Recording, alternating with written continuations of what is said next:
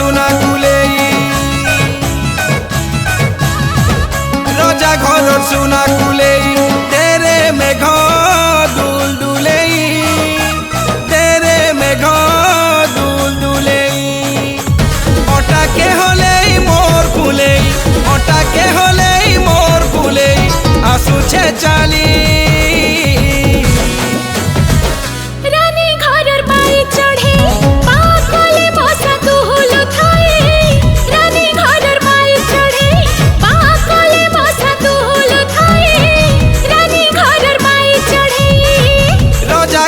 सुना कुलेई तेरे मेघ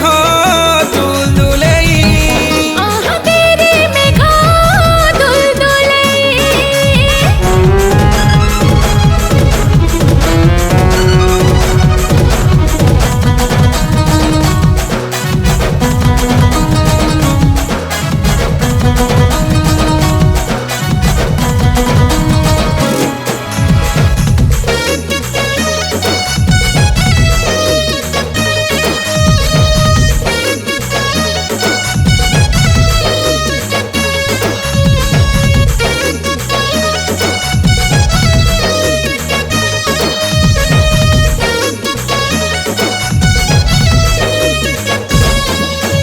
डंगर तलिया झरन पानी बरसा नाई देखन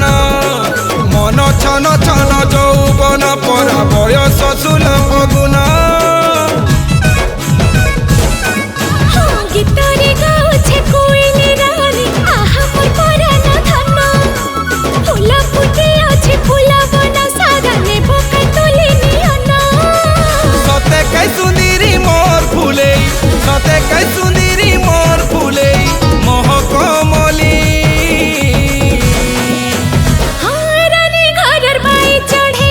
पाकले बसा दुल थाए रानी घरर बाई चढ़े पाकले बसा दुल थाए रानी घरर बाई चढ़े रजा घरर सुना कुलेई तेरे मेघ दुल दुलेई तेरे मेघ दुल दुलेई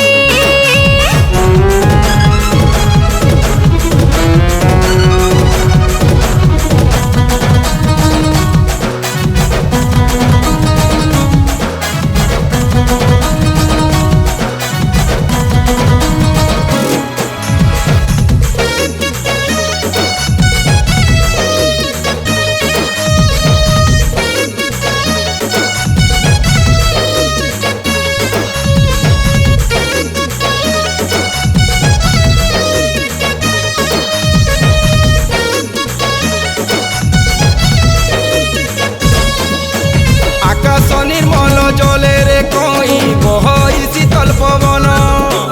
मोह मोह बासे मोह कन भरा चेहरा गुटा दर्पण सते आहा के सुंदर के मनोहर आखिरे आखिर मिलन पह पह हे फूले जेबे तारा उठे जाए सपना